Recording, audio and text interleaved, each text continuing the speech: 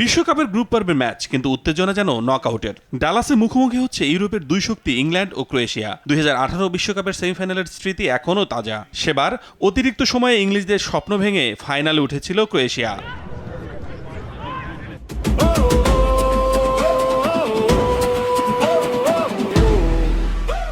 নতুন coach Thomas টুখেলের অধীনে England এবার শিরোপার অন্যতম দাবিদার। বিশ্বকাপ বাছাই পর্বে শতভাগ জয়ের রেকর্ড নিয়ে টুর্নামেন্টে এসেছে থ্রি লায়ন্সরা। সামনে আক্রমণের নেতৃত্বে থাকবেন অধিনায়ক হ্যারি কেইন। মাঝমাঠে জুড বেলিংহাম ও ডেক্লাইন রাইস, আর দুই প্রান্তে সাকা ও গর্ডনের গতি ইংল্যান্ডকে দিচ্ছে আলাদা আত্মবিশ্বাস।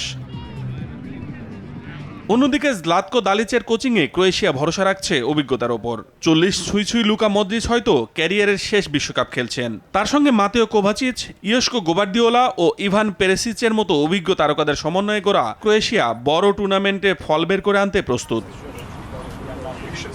ম্যাচের সবচেয়ে বড় লড়াই হতে পারে মাঝমাঠে। একদিকে বেলিংহাম রাইস, অন্যদিকে মাদ্রিজ কোভাচিচ। যে দল মাঝমাঠে নিয়ন্ত্রণ নেবে তারাই মাঠে আধিপত্য বিস্তারের সুযোগ পাবে।